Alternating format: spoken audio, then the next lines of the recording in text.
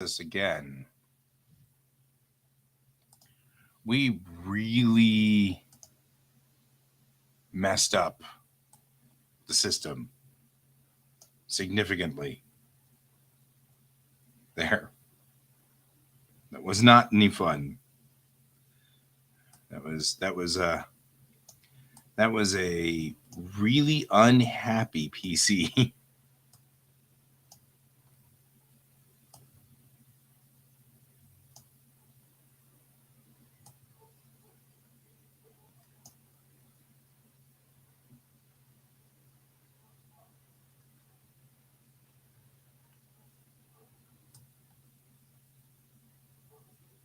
So, I think we're back up and running though. I also think I pretty much lost everybody who was watching me. So we'll do lounge music.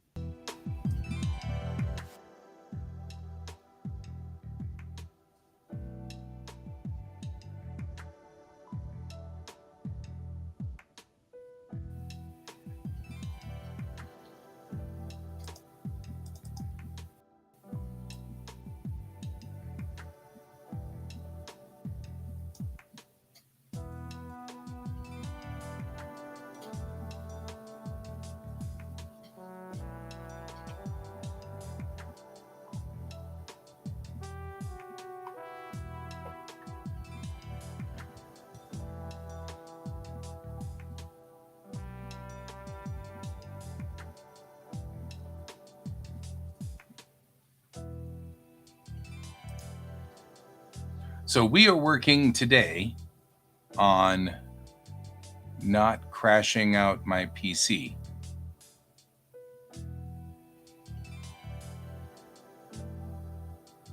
That's what we're working on today. We're working on the animations, or we're working on the video.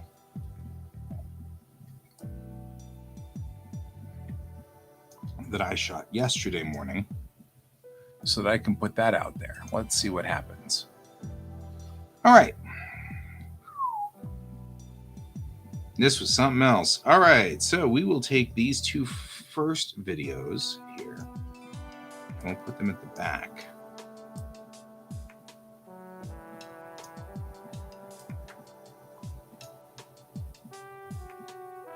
And we got all of these, which are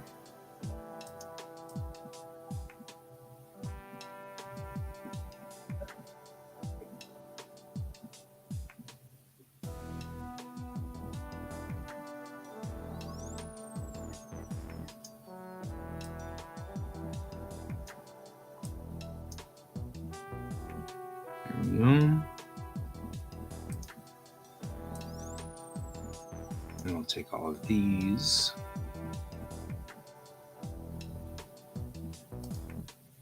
And I'll strip them of sound.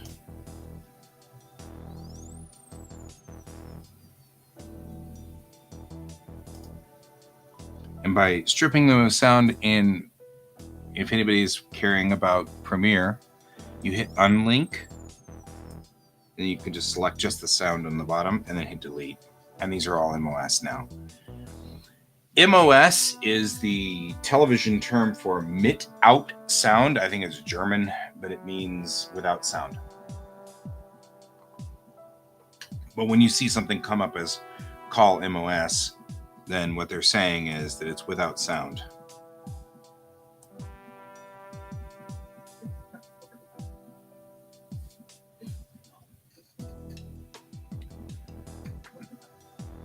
Now, what I'm also doing here is I'm going to separate the ones that we thought were good from the ones that were not good on this. So how good was this though? Oh man, nice and balanced. Look at that. You're riding with him, everything like that. Car is moving along and it's nice and balanced. That's the way I like to see it. Put video effects in on this. And the video effects we're looking for primarily over here are always going to be in color correction and luminary color. Let's not do that. Let's just do one of them, and then we'll copy it as we need. So we're putting in the luminary color. We can see up here, this is what we call our scopes.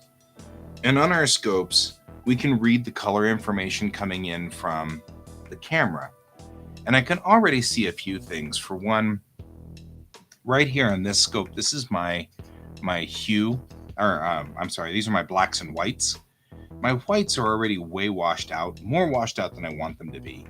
And my blacks are pretty okay. I think we'd probably call that normal, but not for digital video. Digital video, we try to call black at 0. Television, you call black at 7.5, which is just about halfway between that 10 and that 10 and that 0 on the left side. So we'd call it that, but our whites are all crushed up here on the top. So I'm going to go into basic correction, and we're going to look at our like our exposure levels, see how we can drop it down, and that brings down that white, but we're not able to clear what's going on outside. So I'm going to actually bring down the whites here and the highlights, and then I'm going to bring up the shadows. And no, we're actually going to go the other direction. We're going to try this one. We're going to go up on the whites. No, I'm going to actually probably bring everything down, looks like. So what we're going to try to do is we're just going to try to bring all of this into a clear broadness here. So I can drop the exposure down, but that's still not going to help us much on this. So we're going to bring the exposure down just a little bit. Actually, I think the exposure was fine. The contrast spreads that out. So if I bring the contrast down, it'll kind of bring that in, right? I can push the whites back up until they touch. I can bring the blacks down until they touch. And then we deal with what's going on in between, right? The shadows can be brought down, and the highlights can be brought down. And this brings us to a much clearer picture inside here, even though we still won't be able to see outside. It looks more natural, and you can see it. There's traffic, and that's all that's really important, right? Although it is fascinating that we can see through Will's glasses, right? So all I'm doing here is I'm trying to clean up this video, and I'm looking over here on my scopes, and this is what we would call these are what we would call, I actually added this one, which I think is kind of cool, but these two are normal television scopes. So I'm going to clean this video up using these two scopes by using our traditional video rules. And the way we usually use these, it's kind of hard to see, but the way we would usually use these is with color bars, right? If you've ever seen the color bars in the front of a television show, you've seen that color bar. This is the color bars, right? And you can see what it did over here on the scopes. They are perfectly stacked each level, right? All of these levels are stacked, and each color is in one of these boxes. There's a dot in here, right? See how those dots showed up? The dots line exactly up on my vector scope, right? So this is the vector scope. This is the waveform monitor, and they're showing me what my signal looks like on the scopes. This is what we used to do in television all the time. We'd get footage in, and this is how you make all of your footage match. So what the director of photography wanted will match what you want on here. I don't have this capability, but if you take this and we take and skew its colors and stuff like that, you'll get different things. So, okay, looking here, I'm just going to look at Jake's face. We've adjusted now to what we're looking for in the car to kind of give us some more graphic detail here. I'm going to want some more saturation to get more color out of this, just so it doesn't look so bad, right? It doesn't look so dull. Oh, we get cat butt right away, huh? Right, instant cat butt. Just add water. Right off the bat, we get cat butt.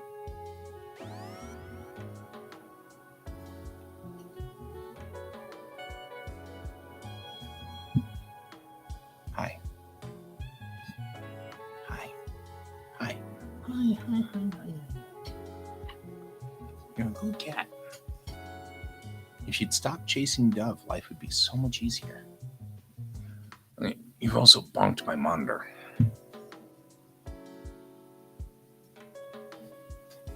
Bonked my monitor. Bonk. All right.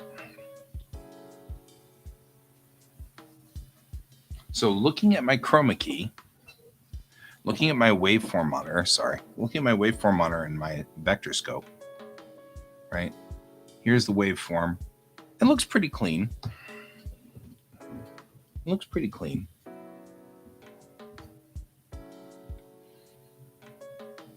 And whatever we do over here on this monitor, on the scopes, we're probably going to want to do elsewhere. But you can see already, just looking in here, all of my color is crushed down here, right? If I drop the saturation in something, you'll see it. You'll see that get smaller and smaller on that monitor. As I bring it out to the edges, and I bring it down. This is my saturation, and it's on that round monitor up there. Okay, you can see it up on my round monitor. George, I mean, like, I don't mind scratching you for a little bit, but we've got work to do. Somebody's crashing out. I don't know who's crashing. Looks like everybody's doing fine. I don't know what the problem is. Okay. So that's what's happening here on this. If I bring up my exposure, you can see that I get more or less of that. George? Okay. Now we're getting kind of annoyed. 2 times. I give you scritches once, okay? I give you a little bit of scritches, and that's fine. Now go bug mom. Okay. In this instance, I'm going to be bringing a lot of this down because it looks richer whenever I do that. And see how that works. And I can see all the color in here. But even here, I'm feeling like the color's a little hot. So I'm going to bring back the saturation just a smidge. Right? There we go. Now I've kind of reached a point where the color looks right. Right? If you look here versus here,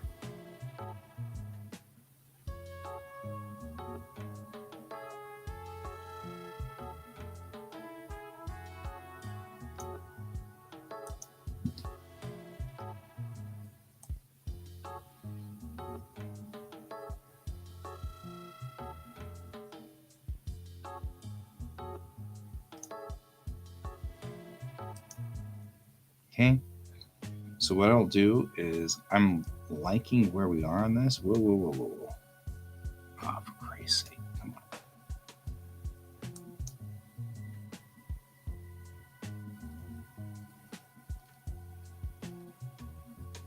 I don't think I need to tilt the temperature. Yeah, maybe I do. Maybe I like that because it's a little richer.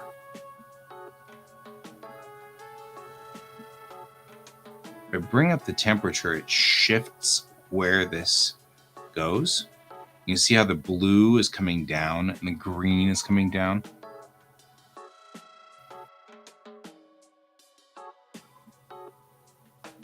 It's making if I rotate tint, it's going to switch where it is on the vector scope. So we don't need really to do that much. Everything looks like it's tinted correctly. And the truth is that if I want this to be true, then at true color, all 3 of these guys should be balanced, right? Except that I don't think it was true. I feel like it was a little weak,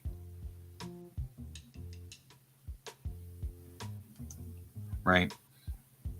Because this is a tan interior and this is a bluish reflection off of the main panel there, right? It's kind of what I'm looking for. But also, whenever we're with trees in the background, the trees are a yellowish color, stuff like that. So we want to be able to see that clearly. And we can see the difference now is very dramatic, right? This feels just washed out and cold compared to this, which feels much warmer and like we were actually in the vehicle, right? So what I'm going to do is I'm going to take this luminary color that I just did, and all we did was just some basic work on it because I don't want to mess with too much. And I'll copy that and then I'll paste it, right? And now this has got the same color match. And we'll even paste it here as well. Crap, I forgot to log in.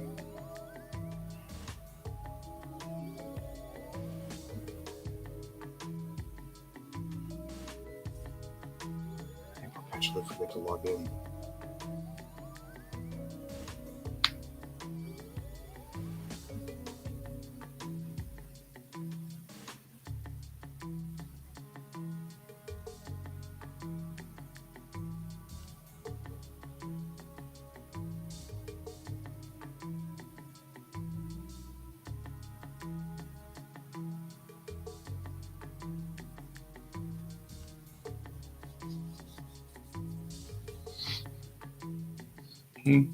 So we've got our kid learning to drive, wandering around, driving.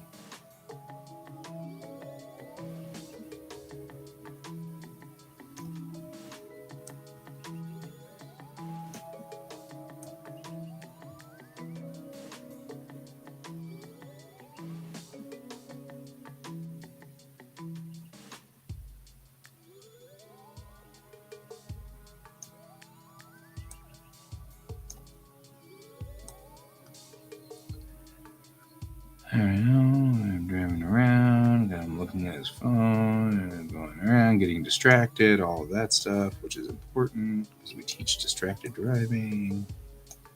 Take this, and we'll also paste it. So that the color codes are the same. And even this, which I'm not 100% sure what it's doing. I'll paste this as well.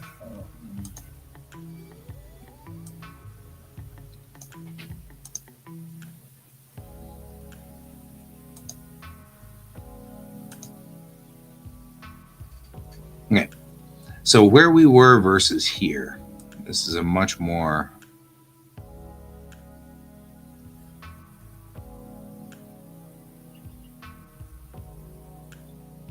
right, much richer color combination.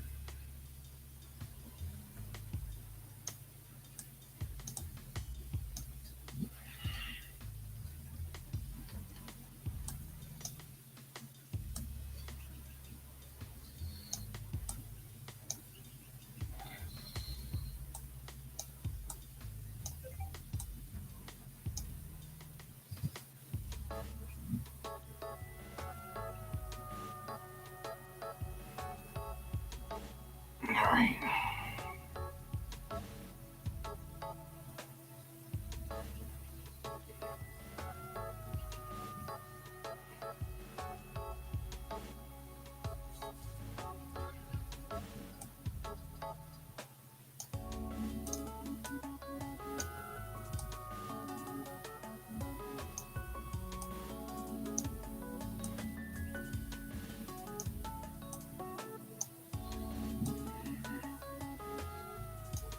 Good morning, Bob.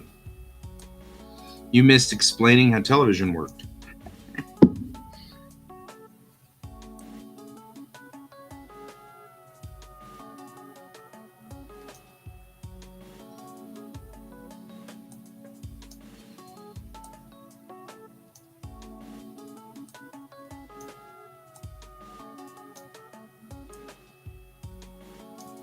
I have recently discovered I have scopes, and I'm all excited.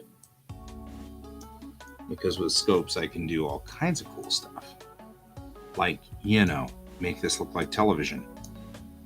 Instead of making it look like some dude filmed it with their cheapo camera.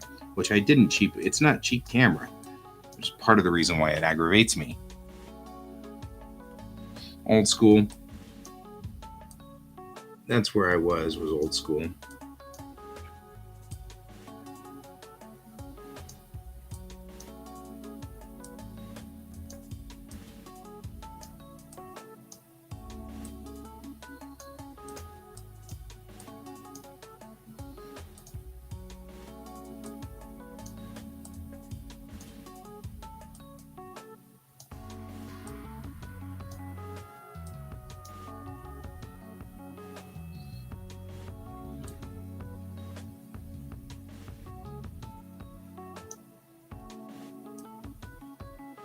I was saying, now that I have scopes, my life is so much easier.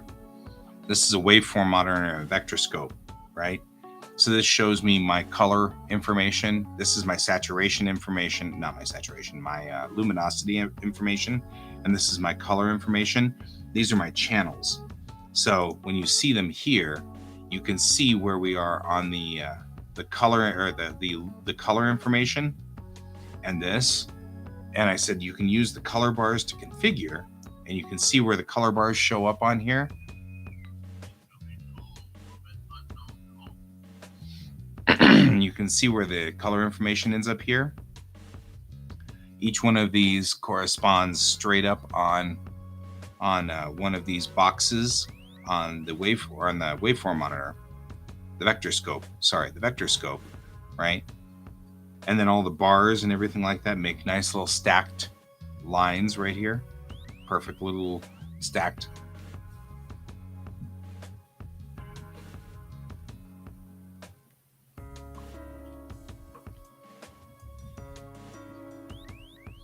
So when I look at my information here, I can see where we are on this. So we're going to do 2 batches of this information. I'm going to take all of this, these are pickups. I'm going to move them way the hell over here so that they're way out of the way, so I don't have to mess with them for right now. Because we need to sort these.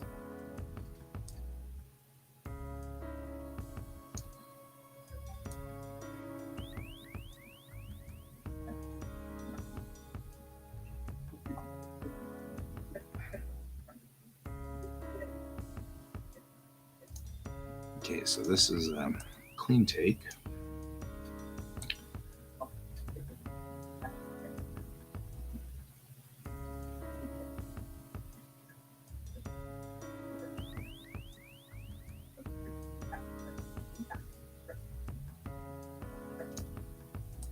That's a clean take.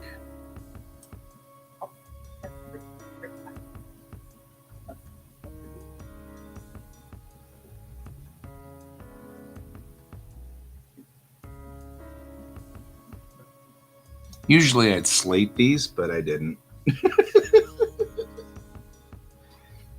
Because he was way over on the wrong side of the room, and I didn't want to mess with it. I was over it.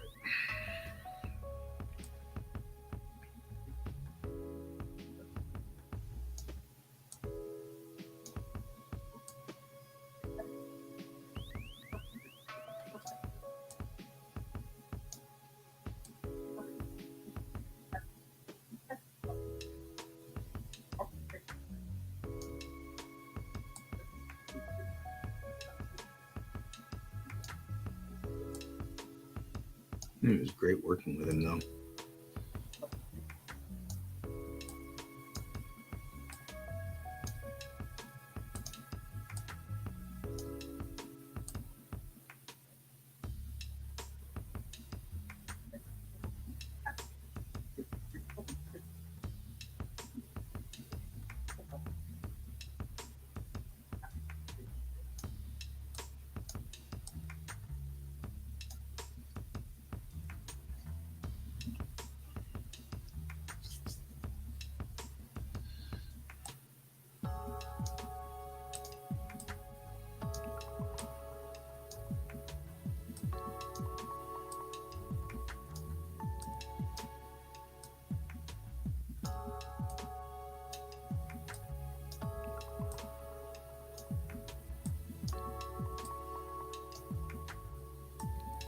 And these we will do in reverse.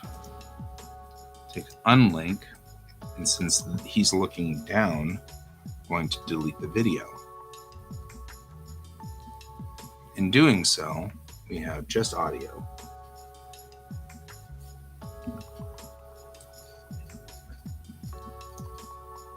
And then I can do up here.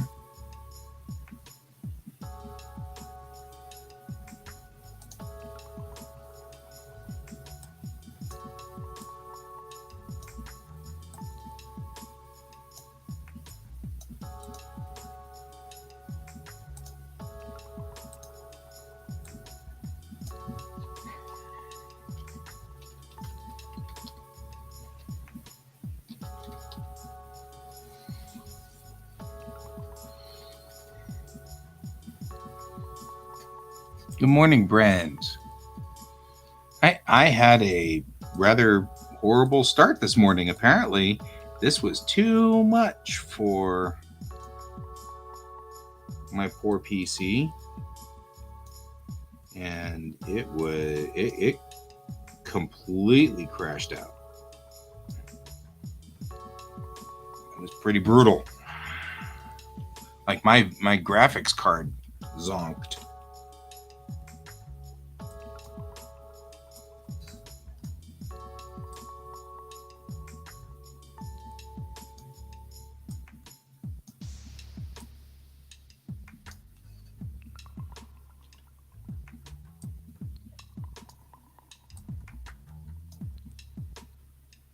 I was down to only this monitor.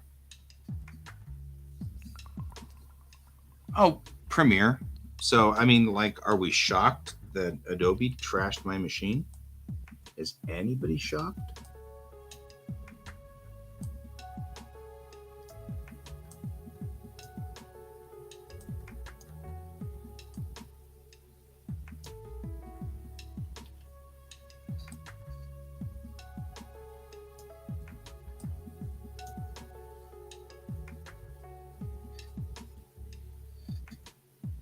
Yeah, well, this was an overload. I had the animation program was running. I had video going in here. That was running. I had this show going. I had OBS running. I was asking for it. I really was. This is a pretty beefy machine, but I was asking for it.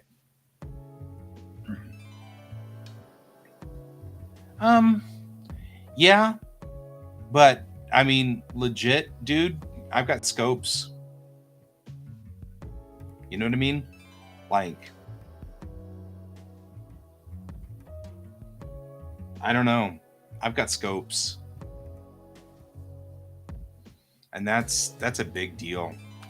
I mean, like I was just saying to Bob, the big thing is being able to do this and line up to a empty bar set. Butt people! Man, I love butt people. That's so funny.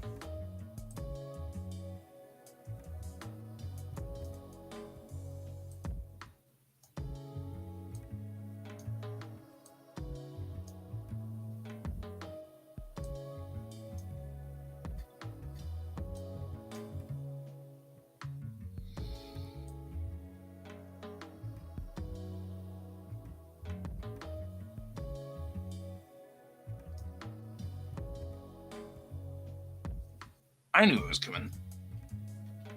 All right. Yeah, I don't know. It's there's coming there will come a time where I'm going to decide I've had it.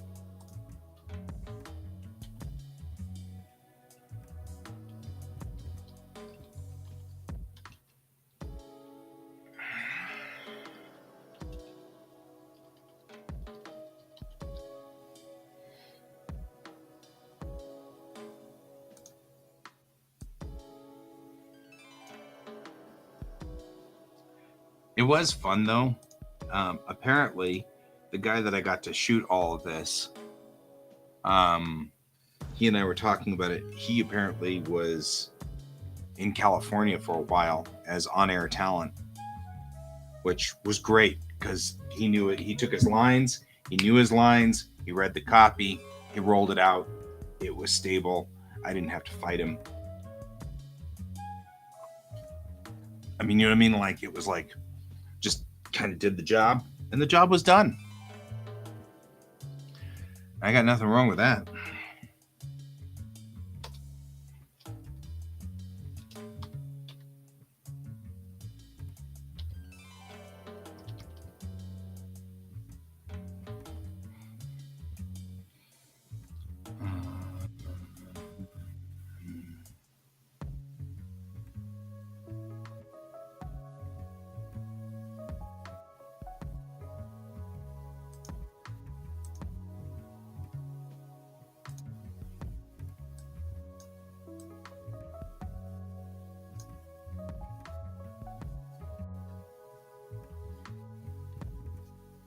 Yeah, I mean, it was nice having someone who was on air talent because that they know what to do. And so once I got camera lined up, I didn't have to say anything. I'm like, here's your copy. We'll run this on takes, and then we'll do pickups for the rest of this in a bit. And he was like, okay. And like, he knew what I was talking about, he knew what I was saying, and everything was good. Run my empty color bars until there, and I'm going to put this up front because of the nature of the beast.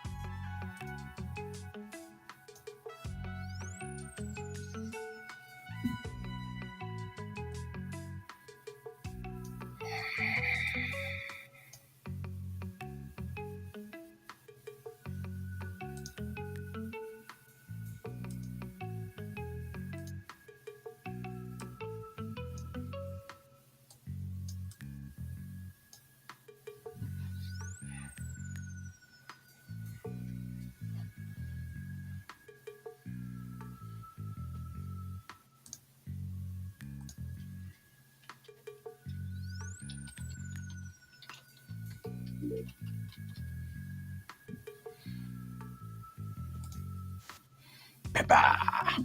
Hello. How are you doing this morning? Oh, I'm doing great. You know, she was a Marine. You know that, right? Yep. Okay. She was also an early activist as well. Yep. Got arrested for doing activism too. She was pretty kick butt. Yep. Just saying. Not going to complain about her at all. No. B. Arthur,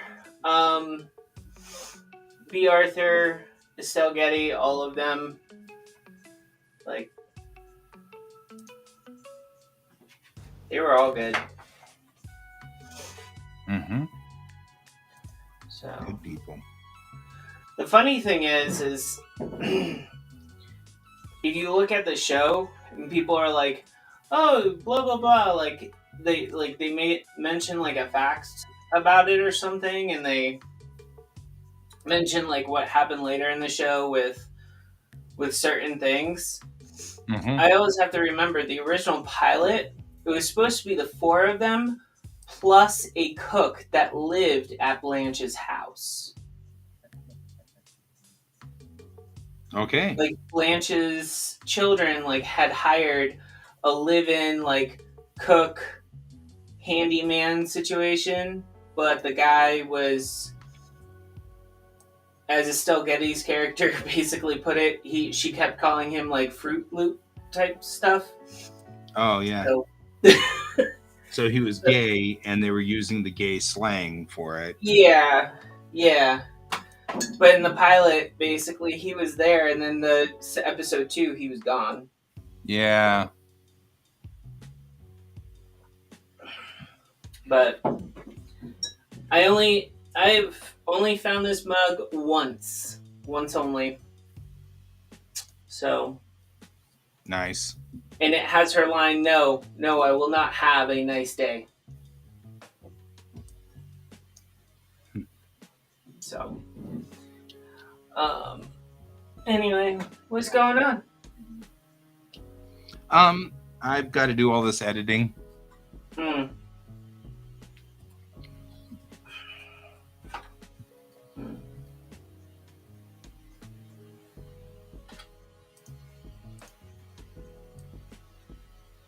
So it's not a problem. I just need to do it. Oh, come on. What'd you call it? My brain.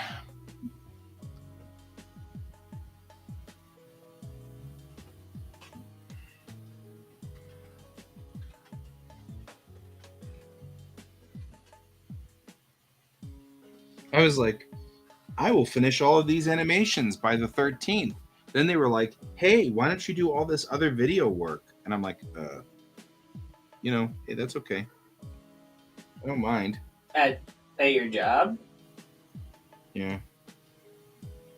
Well, since I'm doing both of them for the both of them, it's like,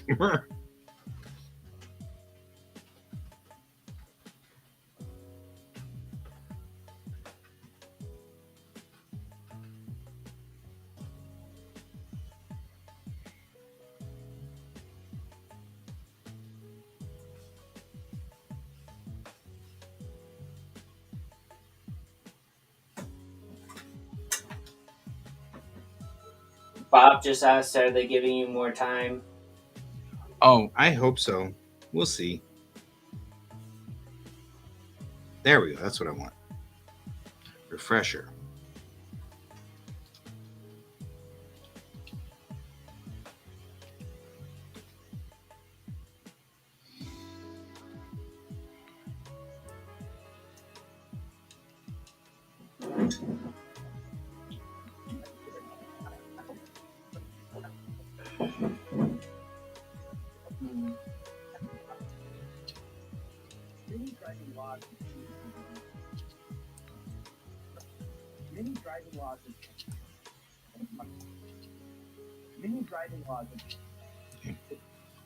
I take mini takes.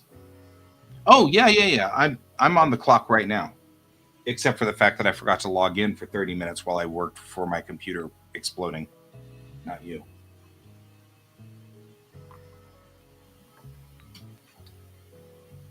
I had way too many things this morning, and I was asking one too many questions of our poor PC here, and it locked up, and then my video card crashed.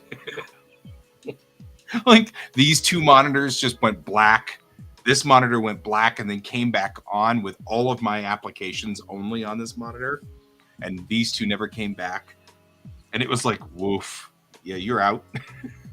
But I was able to clear the stream, shut the stream down, then close everything, save everything. But I had this black spot right in the middle of the screen, this black box right here, which was right in the way of the shutdown button.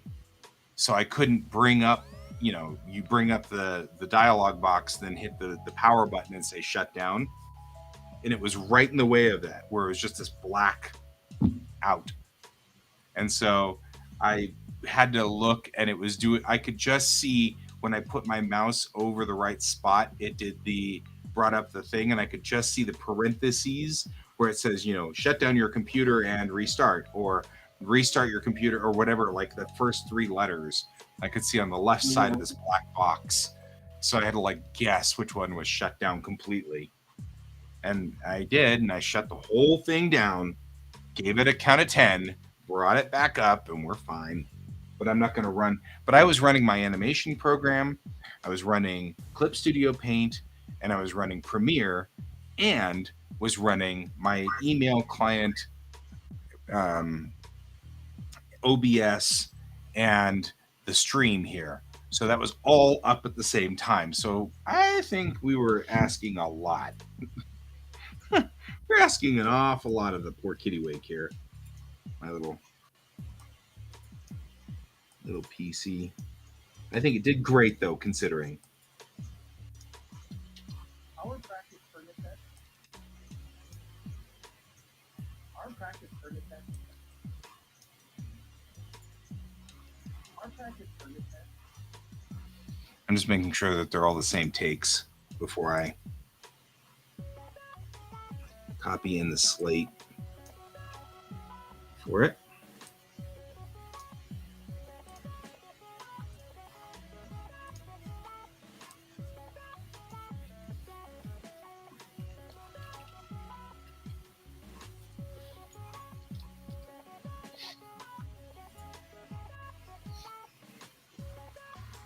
Yeah, I pretty much pushed it just a little too long.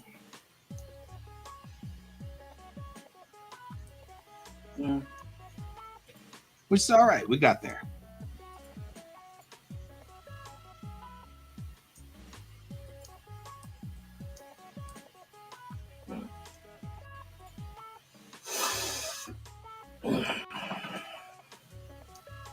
So what you working on today, my dear friend? My beloved friend? Still with the cards. Oh, you're carding still, huh? Well, I have to write like a little booklet that goes with it before it goes to print, and I don't have the accurate cost yet because without that booklet, if I just do the cards with no booklet, then I have noticed he sneezed. Huh? Sorry, Bill sneezed. Oh. So all I was doing my version of Gesundheit, because I think that this is stupid to say bless you. So now I just say, I have observed that you sneezed. Because apparently that's what we do in society. Is observe.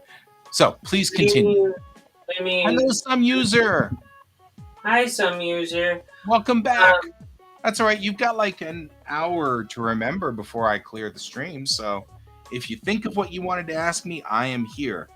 If it involves Clip Studio Paint, you may have to give me a minute because I got to finish this video first. But I can answer anything when the Clip Studio Paint comes up. Just say Gesundheit. It means bless you. It's just in another language, so no one actually gives you a problem with it. Why?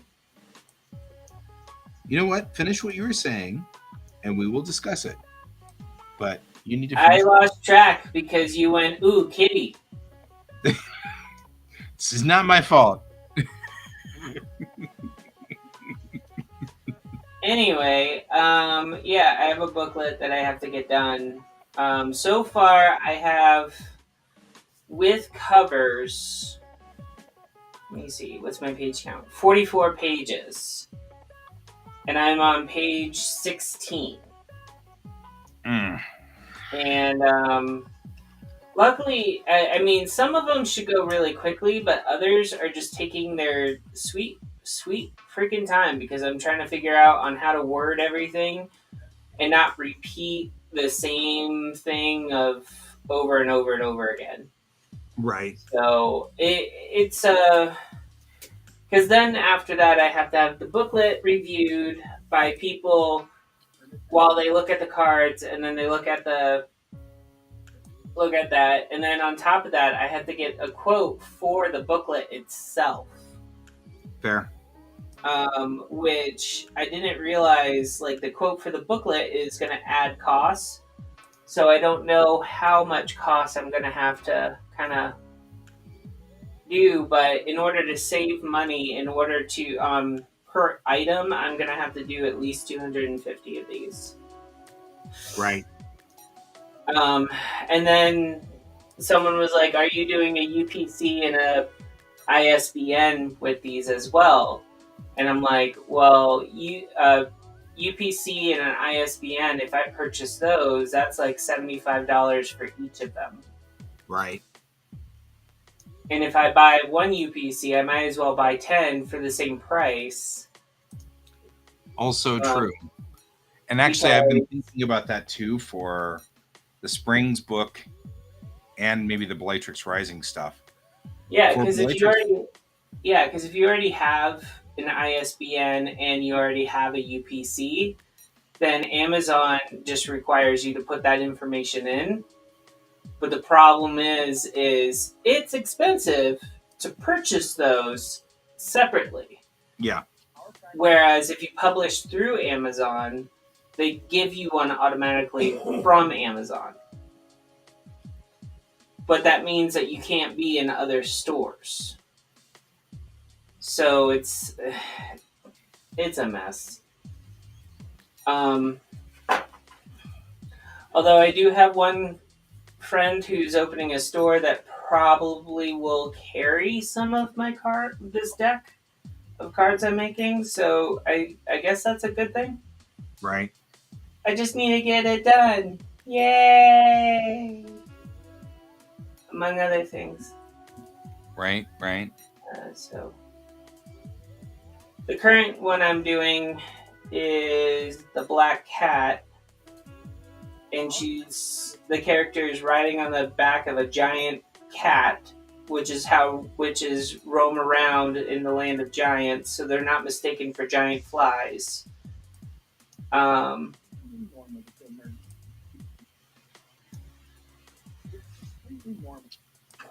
So this is completely normal. I'm still listening to you. I'm just trying to make sure I have the right take in the right spot. They're all audio only, so there's no way I can see by visual cue whether I've lined them up in the right with the right slate or not. So I just need to hit go for a second to hear him go. It's completely normal. Move. It's completely normal. Move. Art practice. Okay, that's a different one. You know, so that's what I'm doing over here.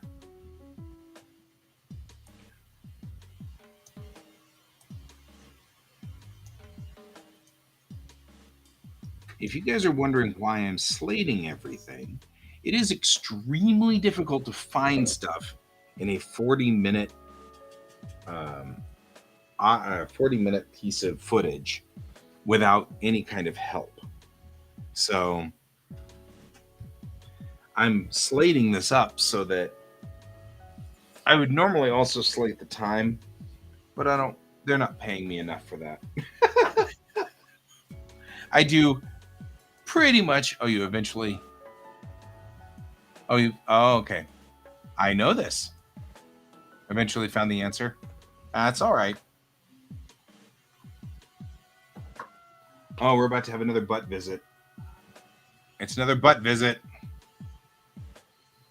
Here, I will spend a few seconds with Butt Boy here. Butt Boy. And give scritches. We give scritches. We give scritches, don't we?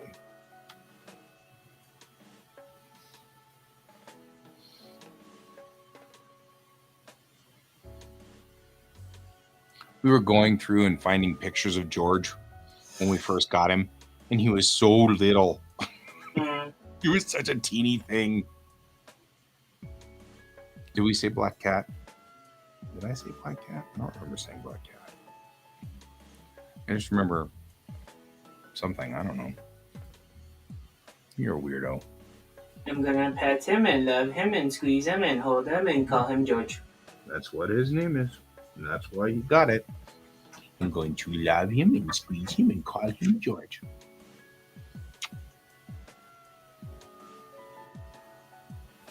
That's where your name comes from.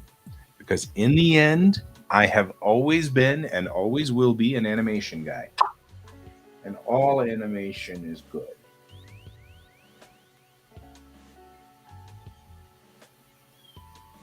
But yeah, we found some good pictures of him when he was a kitten. And it's so funny because it's like, you look at him and he's this little teeny thing about yay long. And now look at him. What a monster you've become. A big scary monster. You're scary. You're totally. Thanks, Chuck Jones. Yep. Now he's like, look at my anus. It is an amazing anus. Now he will say to you guys, Look at my anus. It is an amazing anus. Look at my horse. My Yeah, horse well, is amazing. it's a cat. Cats think that their anus is amazing. Oh, that's good. Even the cats that are weird and fluffy and strange like you.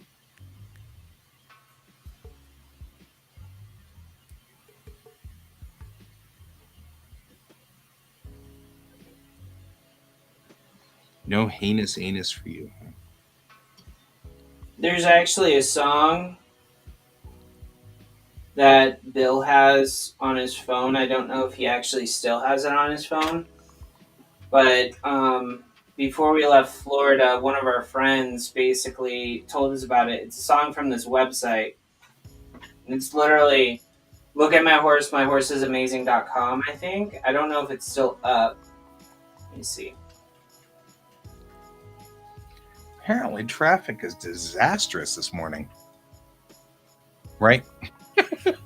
These are not the words you expected to hear on this show, but you have a cat, some user. And so, as long as there's a cat, these will be words that will be spoken. Did you actually star that out, or did it star that out? Because that would be frickin' funny if it decided that that was a word that you could not say on YouTube. Crack me up. I would be like humored forever for that. Okay. Well, I'm gonna play this song for you on You get a YouTube. copyright strike if you do that. Well, it's on YouTube, so I'm playing a YouTube song. On YouTube? Okay. Well, yeah. I mean, do you not want me to do it? Do you want me to just like link No, you? it's fine. You can do it. I'm just saying we'll get a don't let us get a copyright strike for it. Okay. But if we do, we've had worse. So you can play it. Shows nostalgia can help you remember. Yeah, it's a commercial right now. Because I don't pay for my YouTube.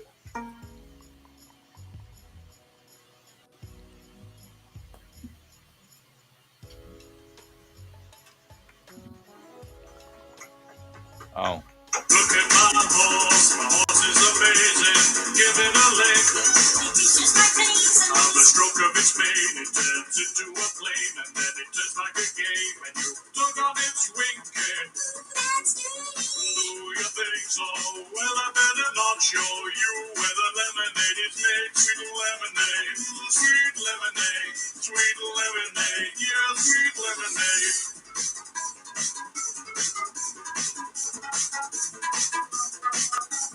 Get on my horse, I'll take you around the universe and all the other places too. You'll find that the universe pretty much covers everything. Shut up, woman, get on my horse. So bizarre. Look at my horse is amazing. Give it a lick. It is just like reason. On the stroke of its mane, it turns into a plane, and then it turns like a game, and you tug on its wing. That's Do you think so? Well, I better not show you where the lemonade is made. Sweet lemonade, sweet lemonade, sweet lemonade, yeah, sweet lemonade.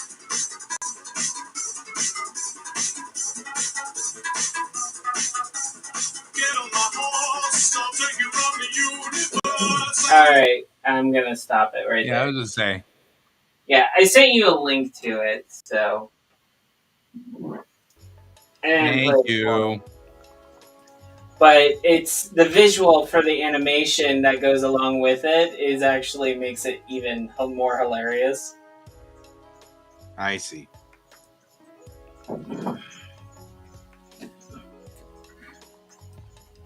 One, two, where are we? We come out of here at 6:36. So we want to be wait, what was it? 36, 41. Back. And there we go. And you should be 5 seconds long. That's all we want. It's a 5-second slate. Is that so much to ask? There we go.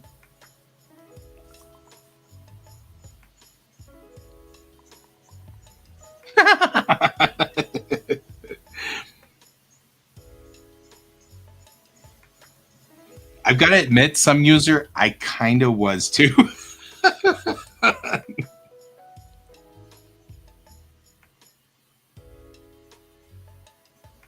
Not gonna lie.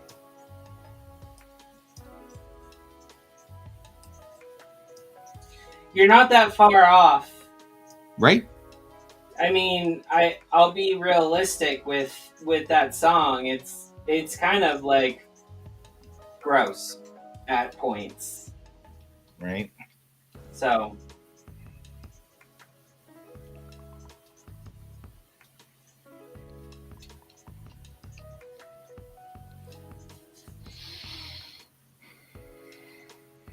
Furry's yiffing. Oh boy.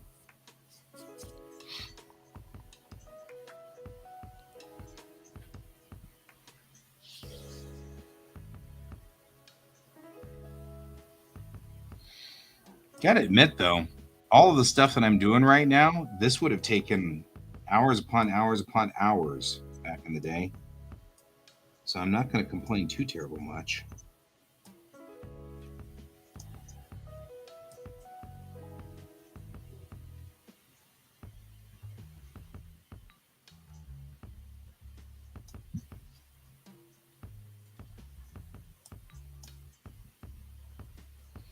Okay. Let's clean this up. Putting in the color. Basic correction. Needs to come down. Looking at my scopes, I can see that my color isn't as wide as I want it to be. And boy, I'm blown out.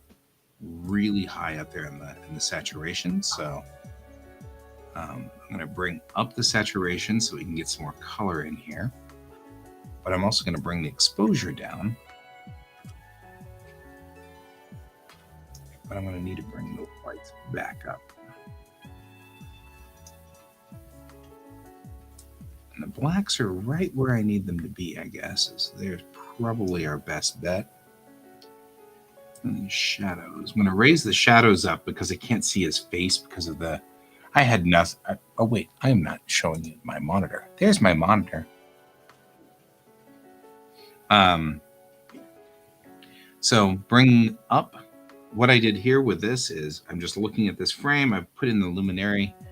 And we've got an overexposure. The screen in the background is blown out.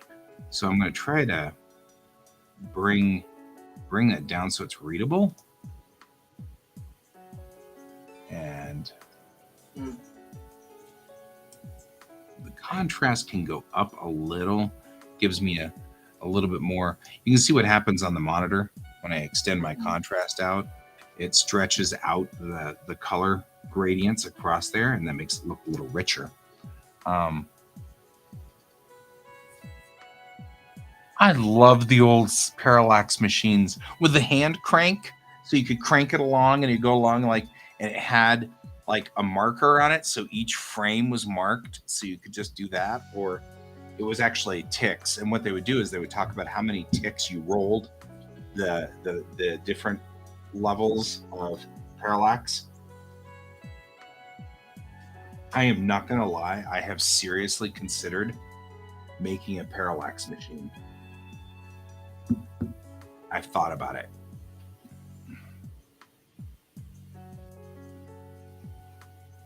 Okay, so the temperature on this is still not where I want it to be, because if we go here, it's colder, and here it's warmer, but I need it to back just a shade because his hat is gray, not tan. But looking at the tint, now it looks like we're more balanced here, but you can see we pulled the red down on this, which is part of the issue.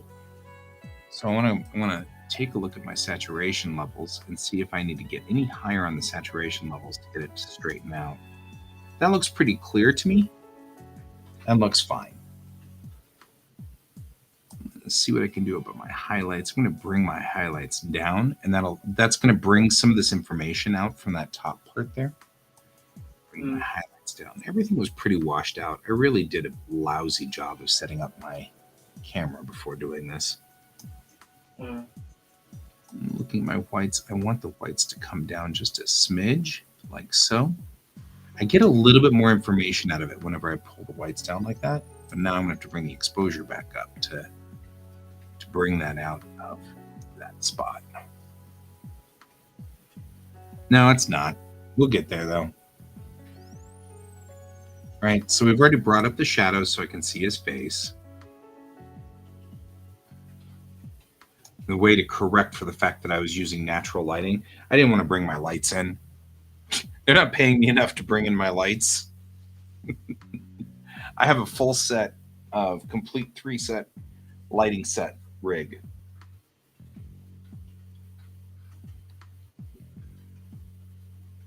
And I didn't want to bring it in, but I could have filled in here and been fine. But instead I didn't, because, you know. So let's see here. If I tilt the tint more towards magenta, I get a more magenta look, but I don't need to go that far over. But you can see what it's doing to my vector scope, how it tilts my vector scope towards magenta.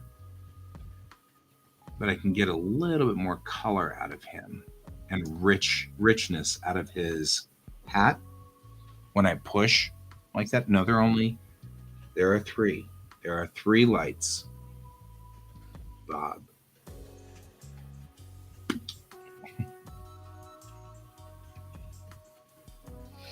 Okay. And that might be just a little too purple. Let's see what we've got here. This is hard to do because I have to eyeball it. I don't like eyeballing these things. That's the color we want. There we go. Now, I haven't sweetened the audio at all because I'm going to have to sweeten all of this audio at the same time.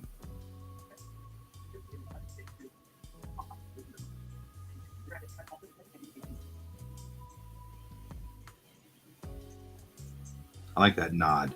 Yep, that was a good take.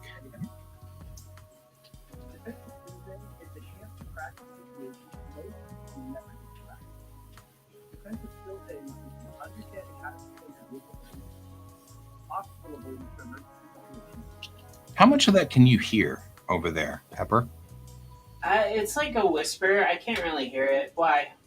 Because one of the problems with doing editing is that I have to keep going over the same piece of audio like 16 times until it's clean.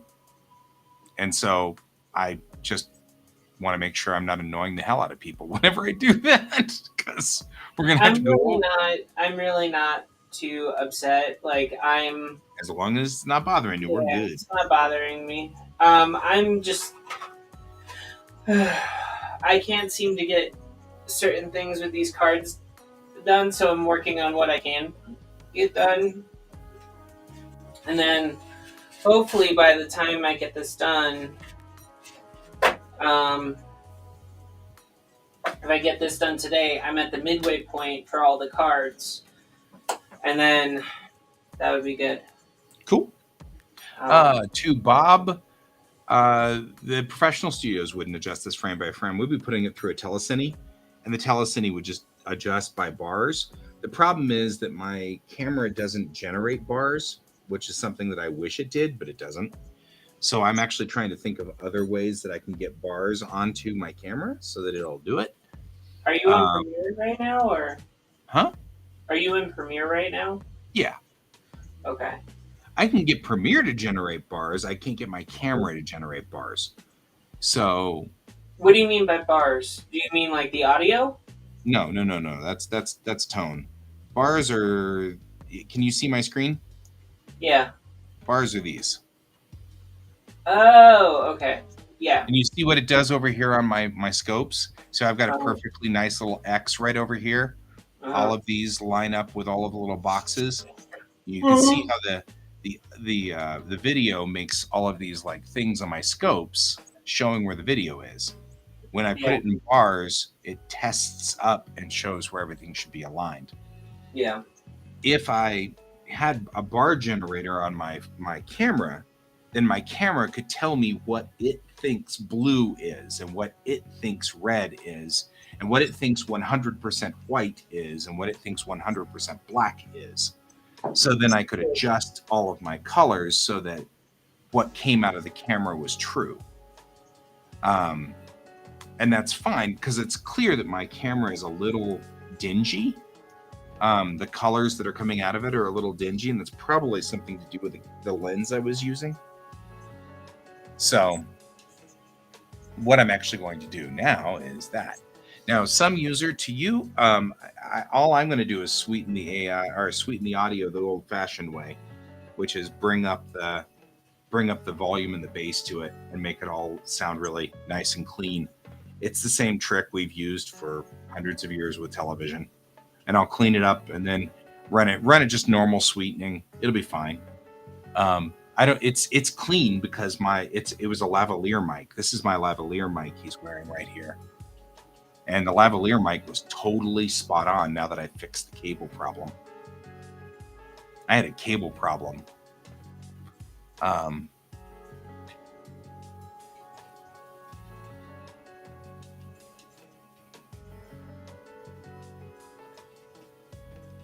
Bob, are you saying that sardonically? like legitimately, that's why we have those bars. And the reason that television does it, why you see it whenever the television signal went dead, was because they usually would put they usually would put the bar generator in line of the signal, because the bars and tone would be in line first and the bar generator on the other side. So the signal generator would be on the other side of the video generator, and the video generator would then cross feed in front of it on television. So as long as television had a signal coming out, you didn't see what was going on the signal generator. But as soon as the signal dropped for any reason, then the signal generator would be the only thing that was in line. So when television would drop out, all of a sudden you get the bars and tone because the signal generator was behind it in the line. I'll be right back. Okay.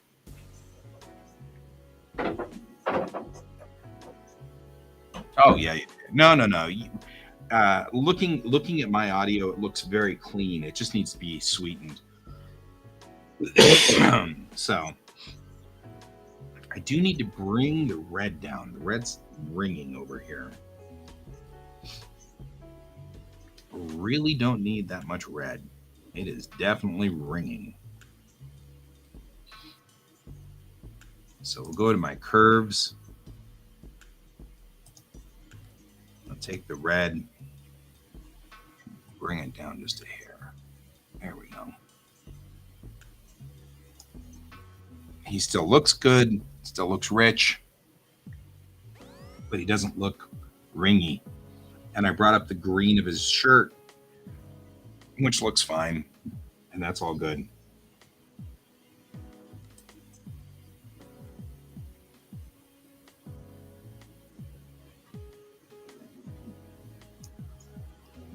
It's really just up here where it's ringy.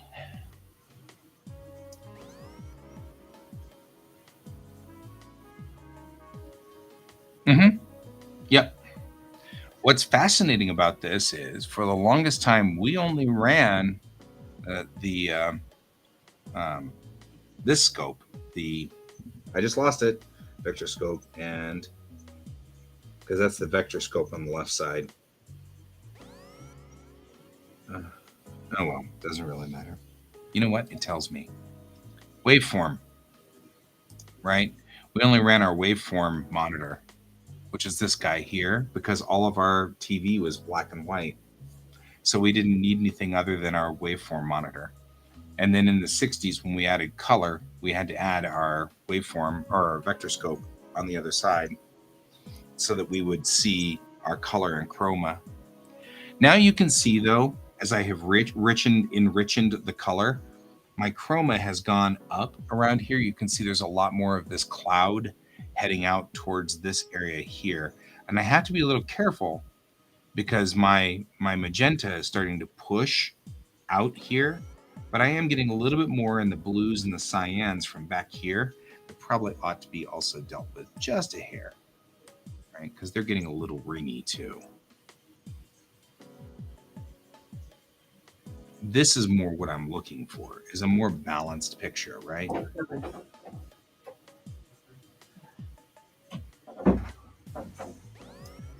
Oh, Guy, And I me. wanted to show you something. Mm-hmm. Oh, I likes that piece. Yeah. Is that for the Turkish earthquake? No, No. it's going in my child's room. Okay. No, but I didn't think about that. But this is a Roman. This is an Italian Roman thing type deal. I like So, it. I like it lots less. I found out that there's a Roman goddess from ancient times that was in charge of adoption. Oh?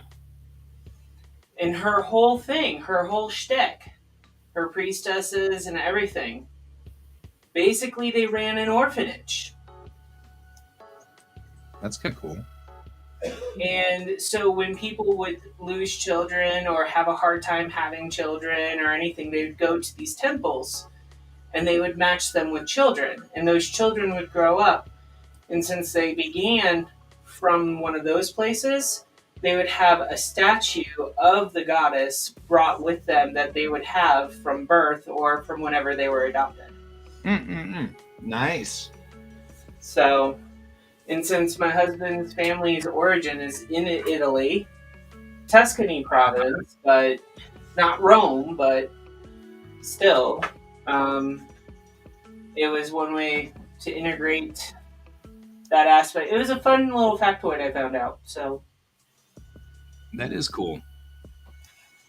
and apparently she's been in the goddess has been in pop culture for a little bit, for 2 or 3 stories, something like that.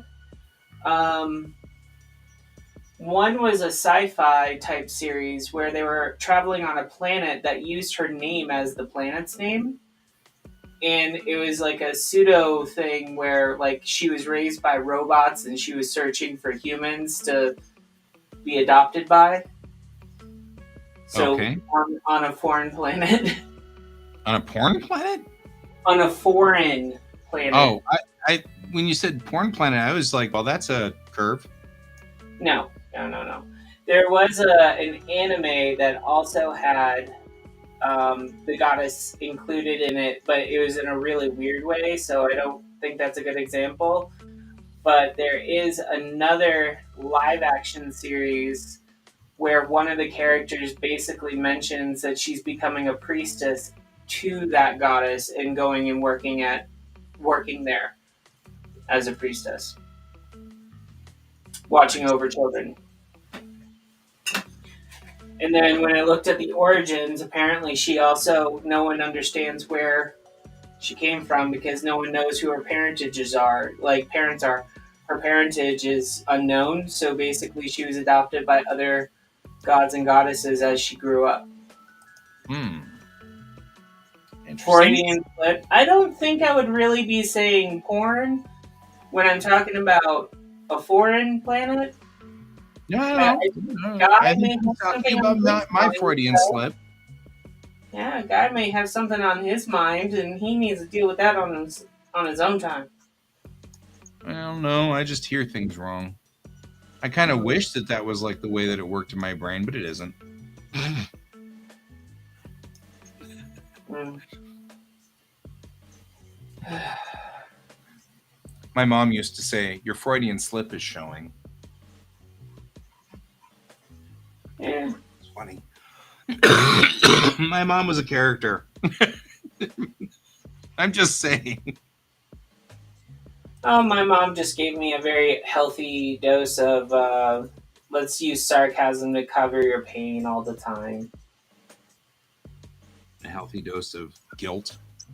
Mm-hmm. Well, Yeah. I grew up Catholic, so you can't really You're can't already really guilted. that. Yeah. You got more guilt than Jewish people at Hanukkah. What are you talking about? Oh no, I have friends who are Jewish, and no, some of their parents are way worse than mine. Oh, they just Catholics. Pepper, They just try. pepper, pepper. You have Jewish friends. What's the candy that looks like money called? Huh? What's the candy that looks like money? Gelt.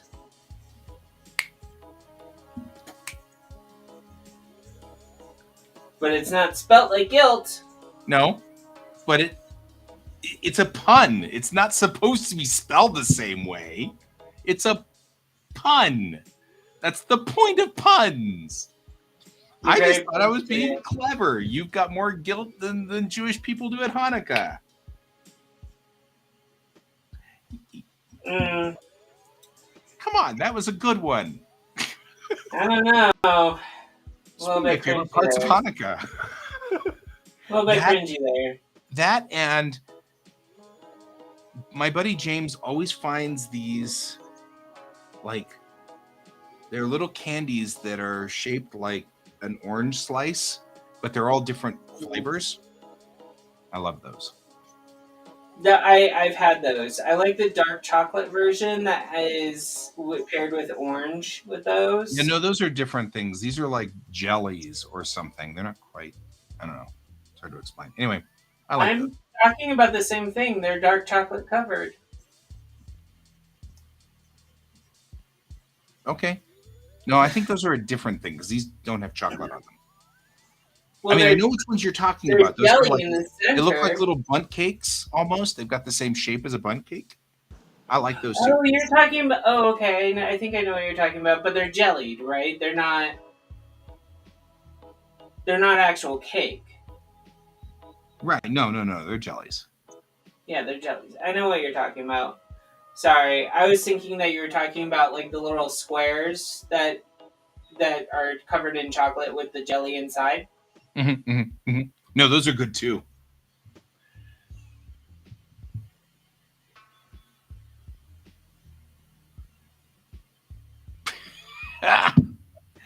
I see now those are the type of jokes that crack me up all the time. Some user.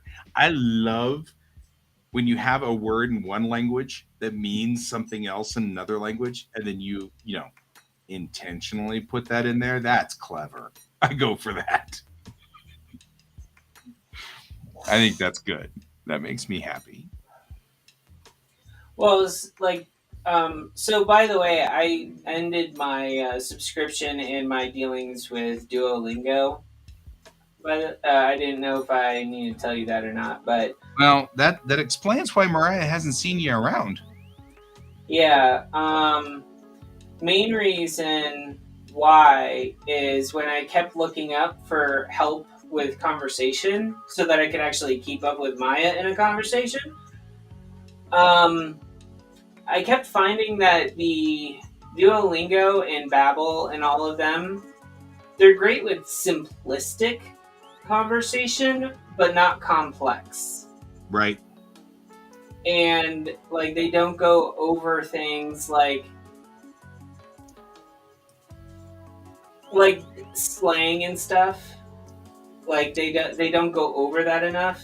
Look at this, guys. Look at the difference between this and this. That's color adjustment.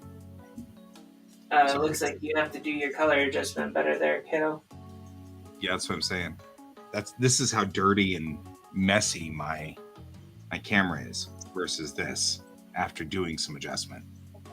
That's how dirty. Seems to me like you probably need a new camera, guy. I don't. I need to stop using cheap lenses, but I'm poor, so we keep using cheap lenses. And I keep doing jobs like this one where they're paying me, but they're paying me $22 an hour for it. which never will pay for lenses. And it's not complaining. I am happy as a clam to do this. Just, it's not going to pay for lenses. Lenses are stupid expensive. Good lenses with good glass and everything inside there, upwards of $600, $700. That's a lot of footage shooting here. Saturation is too high. No, saturation is fine. What's ringing? Why am I ringing? Red and yellow. Yellow fellow. That's what we're after. Something's ringing, and it's the red and yellow.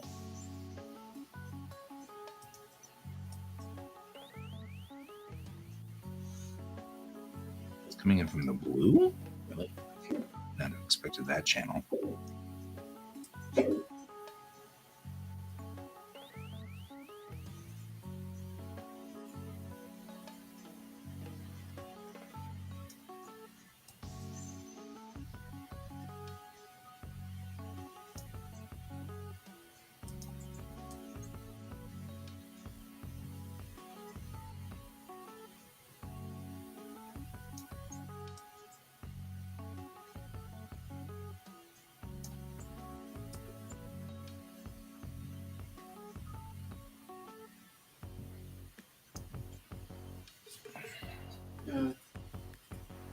Can I do an auto adjust on this and see what it says?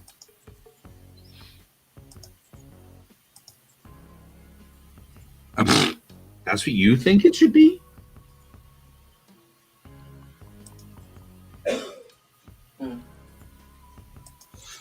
Yeah.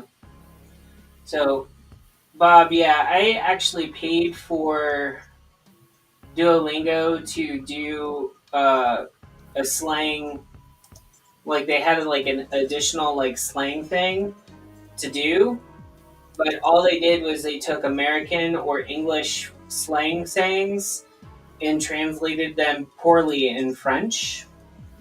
They didn't make sense to French speakers at all. Surprise me. And I mean, it makes sense to us as Americans, but like, it didn't make sense at all to them of why you would say it the way that you say it. And then basically, so I was watching a video about it, and they basically said, we don't say it like this. We actually, this phrase is actually translated this way. And I found out that not only was it way shorter, it was like half of what Duolingo was trying to get you to say. So it's like, okay. Because they translate, they do everything very literally. That's not always the greatest thing when you're trying to learn French. When you're trying to speak to French people, you can start off by just telling them, hey, I'm still learning. I'm sorry if my speech is poor. And they usually work with you after that. Duolingo doesn't do that. Neither does Babbel or Rosetta Stone. Ooh, faded film. Oh, that crunches it. Don't do that ever again. We just got to get that red out of there. Ugh.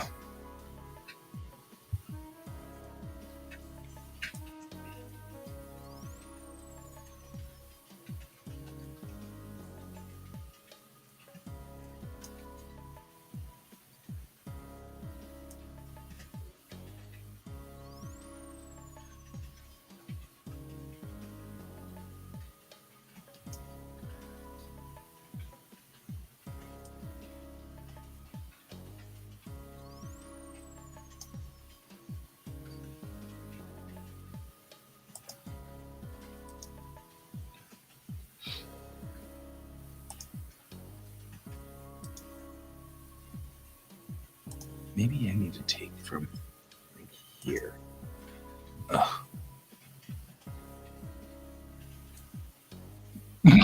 Dubbed anime? That's awesome, actually. I just never would have thought of that in its own way, but that makes absolute sense. Actually, you're not that far off. Most of the people I knew in college actually learned English that way.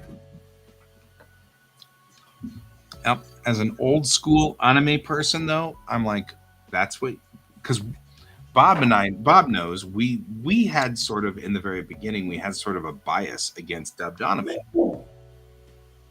I have There's noticed. still a, there is still a there's still a bias Yep. in the anime community in America Yep.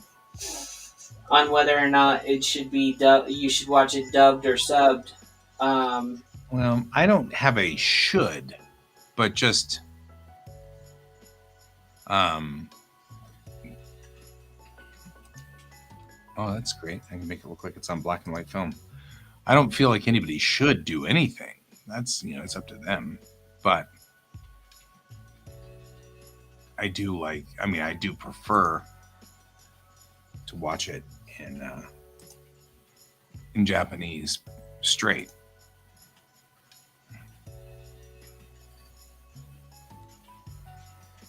Can't seem to get it to de-red.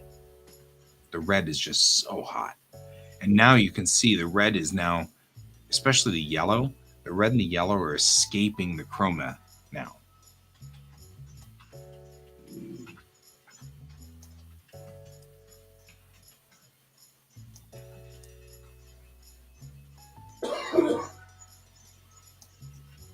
Is he still sick?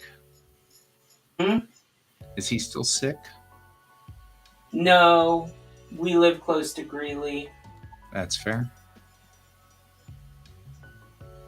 The air has been very thick with the pungent smell of farm. Mutilated cows. Yeah.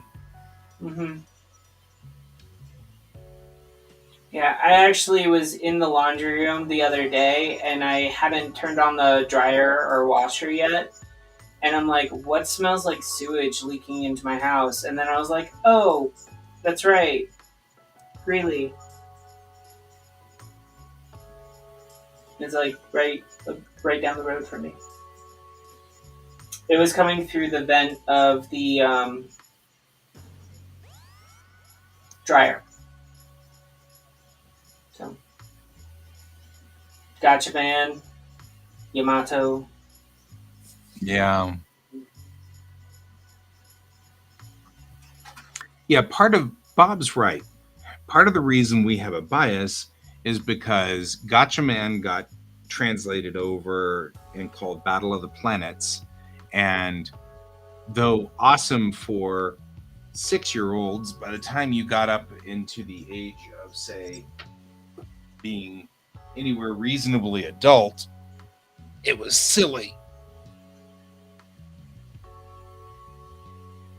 Right?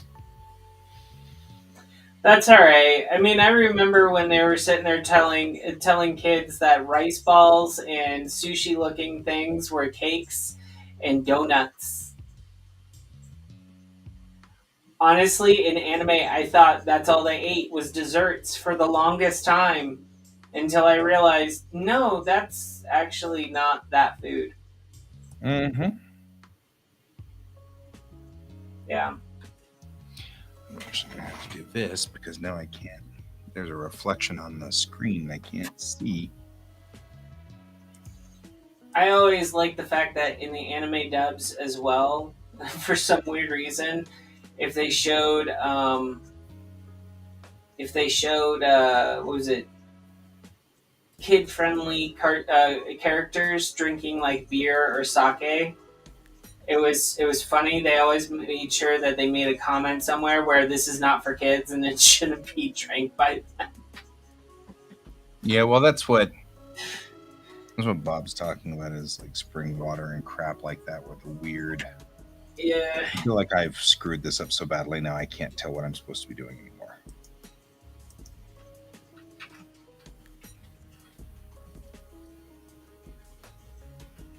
In fact, I am so confused. I'm going to go on ahead and just wipe this out for the moment.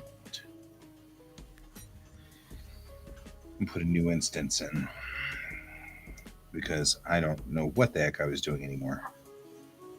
Well,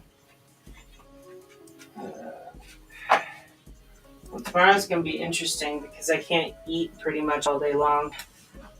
Why can't you eat all day long? Testing the following day. Oh, yeah, that sounds like an unpleasant issue. Yep.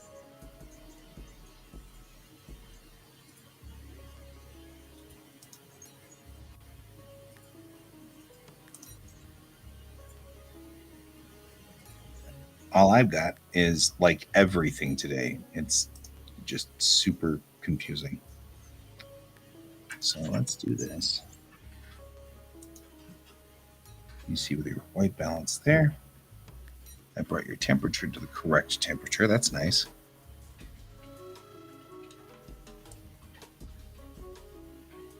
Let's get some of this off of that.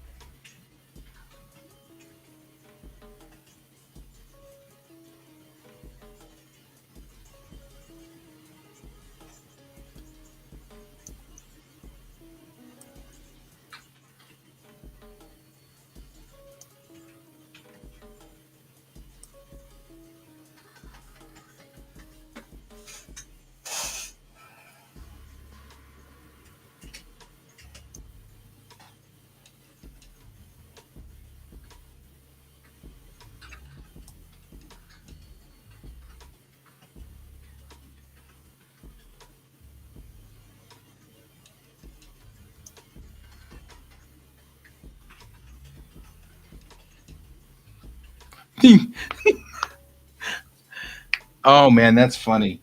I think it's hysterical because that's what they'll do in English. They'll give them British accents if they're pretentious. And so it's particularly funny how you'll get American accents if they are normal, Australian accents if they're rogues, and if like they go all bizarre or weird, they'll get Australian accents. And then if they're pretentious, it's always British. Which is particularly funny for me because my next door neighbor, when I was in Japan, was from London and had a prim and proper London accent. And he was like this 20 something surfer guy who just was like going after the girls and partying all the time and getting, and I mean, like the least straight laced person you could think of, but with this pretentious London accent. It's so funny. Because I mean, like, Well, he blasted that stereotype for me. yeah, but then you also have the people like when they dub them and they are, whatchamacallit, they're from Osaka. They sound like they're from the southeastern United States. Well, that's because that's the way Osakans sound like in Japanese. Yeah. So.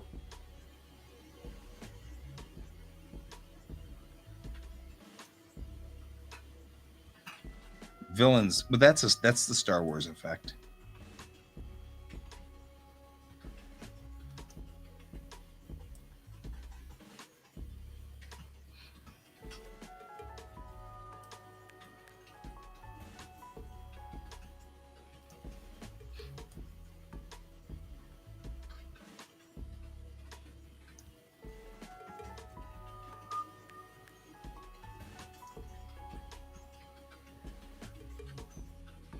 Oh yeah. Anytime you hear the, but they'll also do that whenever they're talking about Ibaraki Ben too,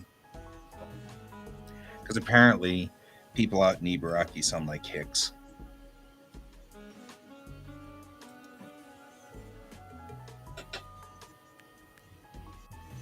Although I do have to find it weird how they portray the Hokkaido accent.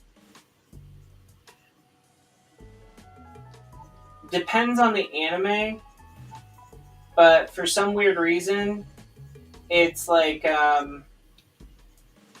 sometimes it sounds like just normal speak. Other times, it sounds like they are like snowboarders from Colorado.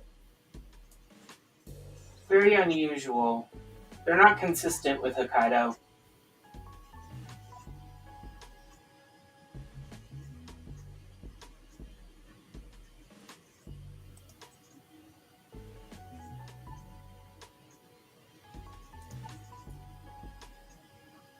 Ainu don't get treated well.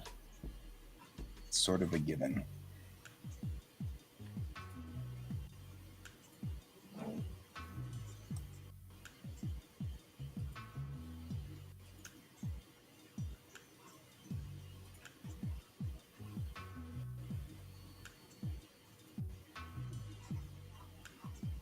That's not bad, actually.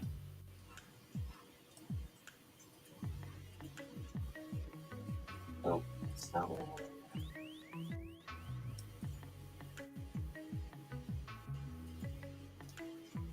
That's probably closer to what we're looking for.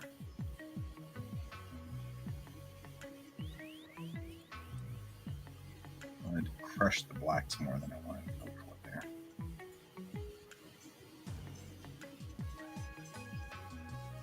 There we go.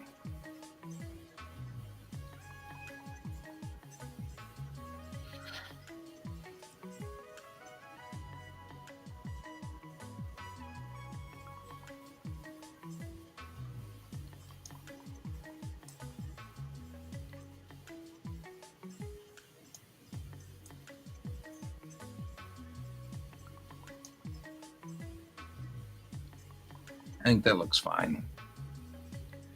And I'm done fussing with this, so.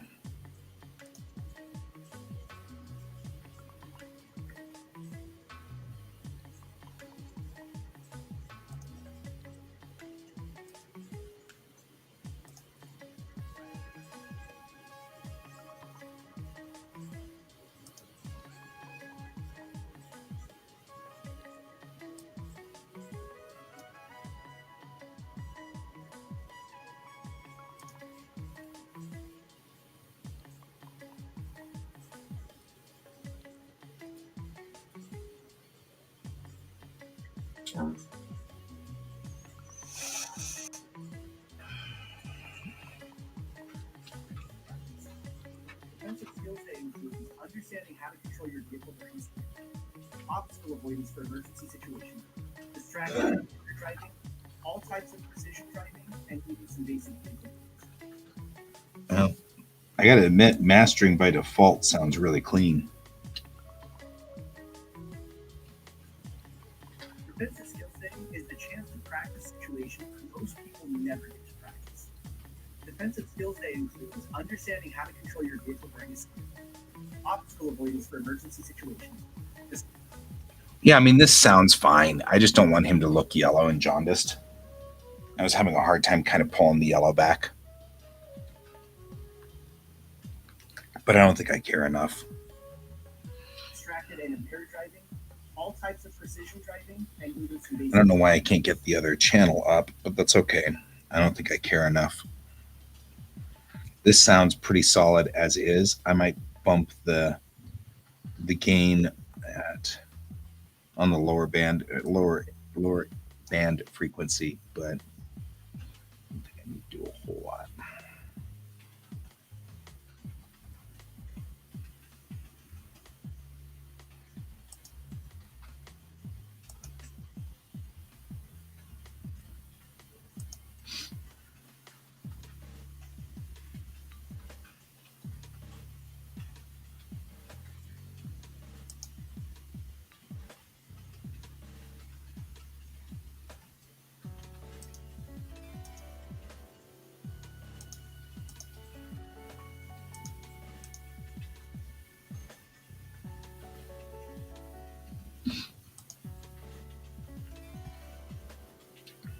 Is the chance to practice situations most people never get to practice.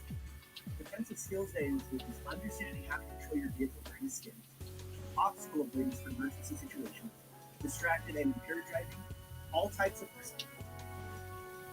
Yeah, we have about 7 minutes left.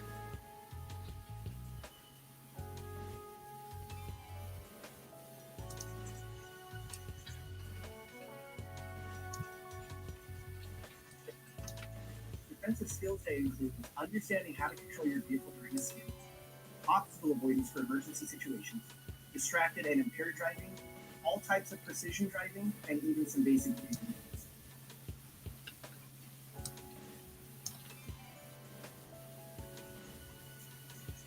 Defensive Skills Day is the chance to practice situations most people. The upper bands are just a little hot.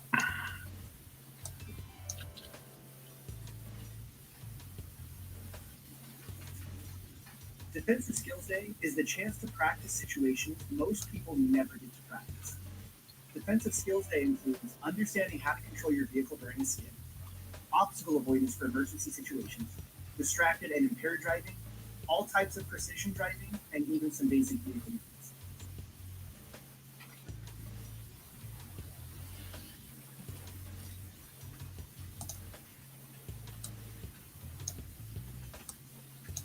Is the chance to practice situations most people never get to practice.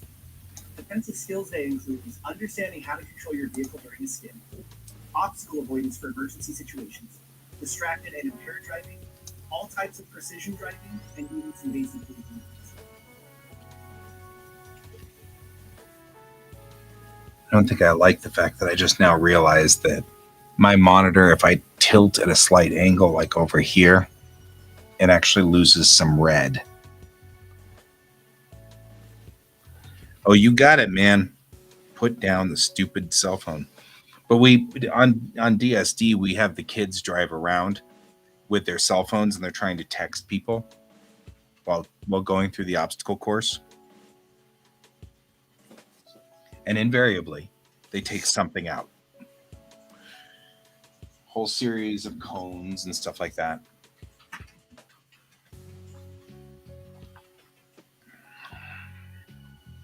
All right. I feel like that's probably mastered well. Understanding how to control your vehicle during a skid, obstacle avoidance for emergency situations, distracted and impaired driving, all types of precision driving, and even some basic movements.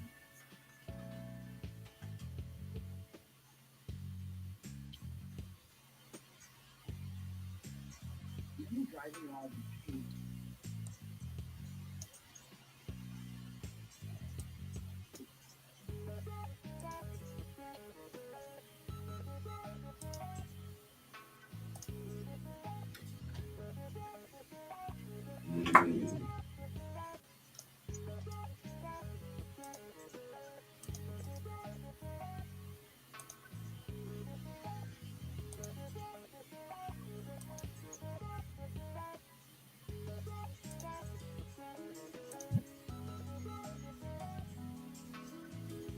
There we go.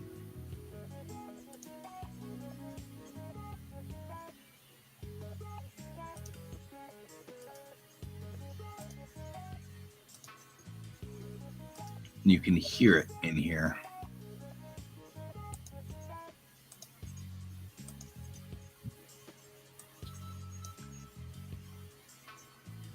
many driving laws have changed over the years. Most applicants believe they'll pass a driver's license test based on their skill. The truth is, most people are unaware of the bad habits they possess. What did he just say? He said, most people are unaware of the driving habits that they possess. Did he say most Americans? No. Laws have changed over the years. He says, most of our driving laws have changed over the years, or a lot of our driving laws. Many driving laws have changed over the years. Many driving laws have changed over the years. It's because one of the biggest problems we usually have is these kids will come in and their parents have told them to stop at stop signs or whatever. And of course, our law says you're not supposed to stop at the stop sign. You're supposed to stop at crosswalks. And so the parents have taught them to stop in line with the stop signs, which could be anywhere. And that'll get them a fail test. So that's part of the things we've got, and the bicycle laws and stuff like that have changed since even the 80s. What do you mean stop at you're supposed to stop at stop signs, I thought. You're not supposed to stop at the stop sign. You're supposed to stop at the crosswalk. Stop sign just tells you you're supposed to stop. It doesn't tell you where. I thought there was like a white line that goes right before the Stop crosswalk bar. at the stop. Yeah, You stop at the stop bar. If there's no stop bar, you stop at the crosswalk. If there's no crosswalk, but there are sidewalks, you still stop at the crosswalk. You just make one up in your head. And gotcha. then if there is none of that, you can stop in line with the street. But in the 80s, they taught us to stop with our nose of the car in line with the stop sign. So the stop sign would tell you where you had to stop. So in other words, you took the stop sign and then drew a line across the street and stopped at that line, regardless of what was written on the road. And that's what we have to usually unteach a kid, because they'll stop at a stop sign and you need them to stop at the stop bar, which might be a good 6 feet back from the stop sign, depending on how things are. Yes, and you also have to remember that pedestrians may have right of way, but pedestrians will get mad at you if you go into their walkway by accident because light changes and you're not paying attention. They get angry about that.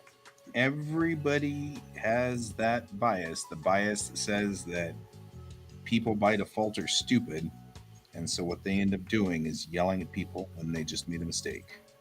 Like, nobody seems to have any patience for just a normal error. Well, no, we had to have our brakes checked, and they were starting to slip, and I was trying to basically like brake at one point, and this woman I understand she's like waiting for the light at the crosswalk. That's fine, but she started walking on a red hand, and she had a stroller in front of her, and I tried my best not to hit her Very because good. because my brakes, I was on my way to get my brakes fixed. So the answer to your question is yes, different states have different driving laws, but they're usually very minor, like little tweaks that are just slightly different between state to state. Texas is actually like the worst, because a lot of the things that we are required to do here, Texas is like, nah, never mind, we don't care. And so that's one of the reasons why Texans get up here and break a lot of our laws, is because they're missing about 10% of the normal driving laws that the rest of the world has, because Texas believes firmly in individual freedom, which means you're not required to do certain things in Texas. Like, be safe and stuff. I'm bitter. I don't know. Florida's driving is just weird, though. I don't try to explain it anymore. Yep. I blame the snowbirds 6 months out of the year for that, though. Now I need to write. Although I still like the fact that we have a law in Florida in the United States where you're not allowed to tie your elephant to a meter maid. That happens all the time, though. I'm just saying. I know. And if your pet alligator is on the beach, you have to keep it. You have to be in company of it, because if he's unaccompanied, the animal control will be called. Yep. I have to put this in, but we've got to get going here pretty soon. Oh, actually, I do need to get going. So I will talk to you later, sir. I will talk to you later as well. All right. Bye. Good night. So I'll explain real quickly. Florida man is actually a thing, because Florida's got a law specifically that says that if you get arrested for anything, it must be published. So they've got these books of everything that has ever occurred in Florida, all of the bizarre stuff. But those things actually happen in every state. It's just that all the other states don't publish them. And so what happens is that the news agencies end up with a gold mine when it comes to Florida Man, because they can just find every weird thing that has ever occurred because it's a searchable database. So it's completely searchable. Anyway, so that's that. I'm going to go. I will see you all later. And as always, keep your eyes on the stars. It was good, by the way, to have you here, Some User. I'm glad to have you back. I hope to see you again. I'll keep going if you keep going. And it's always good to have you, Bob. And I did see, probably. Thank you for being here. I did see Brent here earlier, but Brent has been busy all day working, and that's kind of a bummer. I'm sorry, Brent. Anyway, I will be back on tonight to continue the stream. Hopefully, I will be back to animation tonight. And anyway, I will see you all later. As is typical, keep your eyes on the stars. Bye-bye.